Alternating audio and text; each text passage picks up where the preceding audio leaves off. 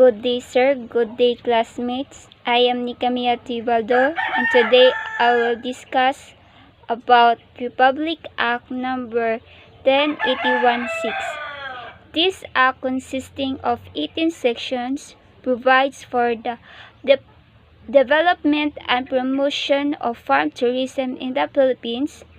The act seeks to promote environment-friendly, efficient, and sustainable farm practices, provide alternative recreation facilities and farm tourism activities, and promote health and wellness with high-quality farm-produced food.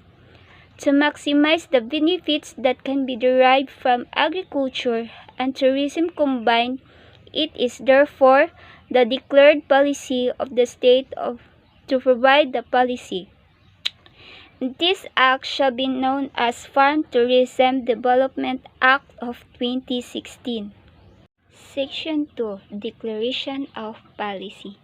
The state recognizes the importance of agriculture in making available food and other products necessary to sustain and enhance human life and in providing livelihood to a major portion of the population.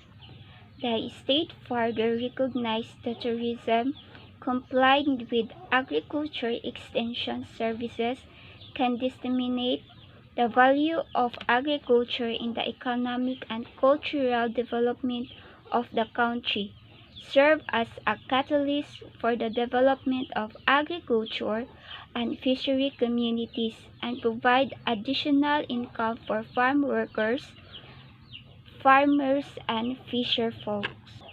To maximize the benefits that can be derived from agriculture and tourism combined, it is therefore the declared policy of the state to provide policy and enabling environment for the encouragement, development, and promotion of farm tourism in the country. Section 3. Definition of term. As used in this act, the following terms shall mean as follows. First, farm tourism. The practice of attracting visitors and tourists to farm areas for production, educational, and recreational purposes. It involves any agricultural or fishery-based operation or activity that brings to a farm visitors, tourists, farmers, and fisherfolk who want to be educated and trained on farming and its related activities, and provides a venue for outdoor recreation and accessible family outings. Second, farm tourism activity. Any activity carried out on a farm that allows visitors and tourists to enjoy farming or fishing experience through education, recreation, or leisure. Third, farm tourism camp. Any camp area that allows visitors and tourists to visit, get involved in farm activities, and to enjoy and learn rural lifestyle. Fourth, farm tourism operator. Any person, company, or recognized group who is owner or overall in charge of a farm tourism camp. Fifth, farm tourism practitioner. Any person who is engaged in providing one or more farm tourism activities. And last, accreditation. A certification officially recognizing a farm tourism camp as having complied with the minimum standards for farm tourism. Section 4. Farm Tourism Strategic Action Plan. There is hereby mandated the formulation and implementation of the Farm Tourism Strategic Action Plan, therein referred to as the plan, which shall be the comprehensive set of programs, projects, and activities for the growth of farm tourism in the country. The plan shall be integrated and be made consistent with National Tourism Development Plan. The plan shall cover, among others, the following areas of concerns: investment promotion and financing, market research, trends, innovations, and information, accreditation of farm tourism camps, market and market promotion and development, agriculture and fishery research, development and extension, institutional and human resource development, and infrastructure support. It shall likewise define the rules and responsibilities of national government agencies, local government units, farm tourism operators, tour operators, educational institutions, and other industry stakeholders in the implementation of the plan. Section 5. Creation of the Farm Tourism Development Board. To ensure the attainment of objectives of this Act, there is hereby created the Farm Tourism Development Board, herein referred to as the Board, which shall be attached to the Department of Tourism. The Board shall formulate plans and programs for the development and promotion of farm tourism in the country and shall set the overall direction of the implementation of the plan. First, formulate, advocate, coordinate, oversee, and assess the implementation of the Farm Tourism Strategic Action Plan. Second, increase awareness on the value of farm tourism through advocacy, campaigns, and marketing activities. Third, recommended infrastructure project and transportation programs for funding by the DOT, the Department of Agriculture, the Tourism and Infrastructure and Enterprise Zone Authority, Department of Public Works and Highways, the Department of Transportation and Communications, and other concerned government agencies. Fourth, formulate and oversee the conduct of farm tourism research and development projects to ensure sustainability of the country's farm tourism program, such as market research, trends and innovations, and information dissemination, financing requirements, industry's manpower development, resource productivity and utilization improvement, and sustainable agricultural practices and education. Fifth, create technical panels, working groups or task forces that will assess the board and performance of its functions. 6. Establish cooperation among and/or request assistance of departments, bureaus, offices, agencies, or instrumentalities of the government, farm tourism stakeholders, financial and educational institution, non-government organization, people's organization, and other like-minded institutions and individuals in the implementation of its functions and the attainment of the objective of this Act. And last, perform such other powers and functions which shall advance the development and promotion of farm tourism camps and activities. Section 6. Composition. The Farm Tourism Development Board shall be composed of the following: Secretary of the DOT as chairperson. Next, Secretary of the DE as a vice chairperson. Third, Secretary of the Department of Trade and Industry. The President of an educational institution providing farm tourism programs to be identified by the DOT and the DA. The President of a National Federation of Farmers Cooperatives. the president of a national farm tourism organization. And last, the president of a national inbound tour operators association. Section 7. Board Secretariat.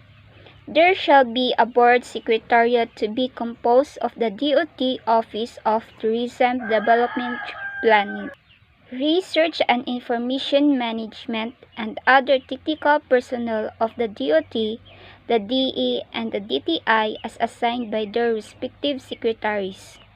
The Director of the Office of Tourism Development Planning, Research and Information Management shall head the Board Secretariat. Section 8. Investment Promotion, Financing, and Incentives. The DOT, the DE, and the DTI shall develop programs linking stakeholders in the farm tourism industry. Government financial institution, government-owned or controlled corporation, private banks, financial cooperatives, and other lending institutions to increase access to credit for farm tourism. The Land Bank of the Philippines, the Development Bank of the Philippines, the Small Business Corporation, and other government corporation and instrumentalities providing financial programs shall create lending windows to cater the development of farm tourism camps and activities. The TISA and the Board of Investments and other investment promotion agencies shall develop and implement programs that shall establish reasonable and innovative investment incentives to attract more investors and farm tourism practitioners in the farm tourism industry. Farm tourism operators and practitioners may avail incentives under existing laws. Section 9. Market Research and Information. The DOT of Tourism Development Planning, Research and Information Management, and the Agricultural Training Institute, the DE shall conduct researches and studies of farm tourism market, trends and innovations, industry, manpower needs and development, sustainable agriculture practices and education, and other issues that may be identified by the board. Section 10. Accreditation of farm tourism camps. The DOT and the DE shall jointly promulgate and enforce the standards and guidelines of the accreditation of farm tourism camps. Accreditation shall be on a voluntary basis and shall be valid for 2 years. Accreditation may be suspended or revoked for any violation of the standards. Section 11. Market Promotion and Development. The DOT and the Tourism Promotion Board, the DE and the DTI, and LGUs shall include farm tourism in their marketing and promotion programs and support operators of accredited farm tourism camps and their association in conducting and joining local and international conferences, congresses, trade fairs, and exhibits. Inbound tour operators shall include accredited farm tourism camps as part of their suggested itineraries. Here are the itineraries. The ETI and the Technical Education and Skills Development Authority, TESDA, shall showcase farm tourism camps and activities as a way of promoting sustainable agriculture. The ETI shall encourage farm tourism camps to become learning sites and accredited extension services providers, and the TESDA shall accredited farm tourism camps as technical vocational institution for agriculture and tourism courses. Second, the DTI Bureau of Small and Medium Enterprises, Development and Bureau of Domestic Trade Promotion and the DE Agribusiness and Marketing Assistance Service shall assist from tourism operators and practitioners in the marketing and distribution of their products, and link them with consumers, cooperatives and organizations, and retailers. Last, the DOT, the DA, and the Philippine Information Agencies shall launch and pursue the nationwide campaign to promote farm tourism and accredited farm tourism camps, and promote the principle of sustainable development. For this purpose, the DOT and the DE shall encourage the establishment of at least one farm tourism camp in the province in the country. Section 12. Agriculture and Fishery Research Development and Extension. The Philippine Council of Agriculture, Aquatic and Natural Resources Research and Development and the Bureau of Agricultural Research shall include the technology needs on farm tourism camps in the research and development programs in agriculture, aquatic and natural resources, and shall be disseminated such as result to the DOT, the DA, the DTI, other concerned government agencies, farm tourism and operators and practitioners, state universities and colleges, and private educational institutions offering educational programs on farm tourism development, and organizations engaged in farm tourism. The ETI, together with the Cooperative Development Authority, educational and research institutions, and other relevant government agencies, shall develop and implement programs for the adoption of technologies appropriate for farm tourism, provide adequate training and agricultural extension services for farm tourism practitioners and operators, and strengthen farm tourism cooperatives and organizations. Section 13. Institutional and Human Resources Development. The DOT, the DE, the DTI, the Department of Science and Technology, the Commission on Higher Education, the TESDA, private educational and research institutions, and other private sector groups shall establish and implement an institutional and human resource development program for farm tourism development, which shall include but not be limited to: first, capacity building for farm tourism operators to enable them to comply with the DOT, the ETI, and the TESDA accreditations standards as primary or secondary tourism enterprises, as extension services providers, and as technical vocational institutions respectively. Second, technical vocational education and training for farm tourism industries practitioners, including farm tourism camp workers, to actively contribute to productivity, the practice of good agricultural, animal husbandry, and manufacturing practices, compliance to food safety, health, hygiene and sanitation standards, and adherence to hospitality management practices. And last, capability building for LGUs in the promotion, development, and sustainability of farm tourism camps and activities. Section 14.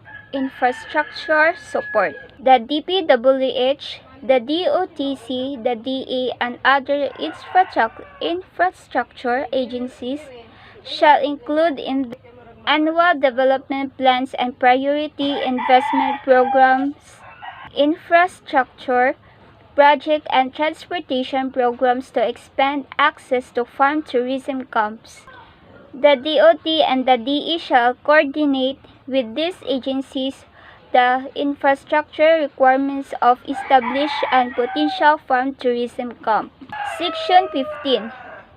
Implementing rules and regulations. The board, in consultation with concerned government agencies, LGUs and their legs, and farm tourism industry stakeholders, shall issue the implementing rules and regulations within 90 days starting from the effectively of this Act. Section 16. Repealing Clause. All laws, decrees, executive orders, rules and regulations, and other issuances or parts thereof inconsistent with provisions of this Act are hereby repealed or modified accordingly. Section 17. Separability Clause. If any part or provision of this Act is declared unconstitutional or invalid, other parts or provisions herein which are not affected hereby shall continue be in full force and effect. And last, Section 18. Effectivity. This Act shall take effect 15 days after its publication in the official Gazette or in a nation newspaper of general circulation. And that's all. Thank you. Stay safe, everyone.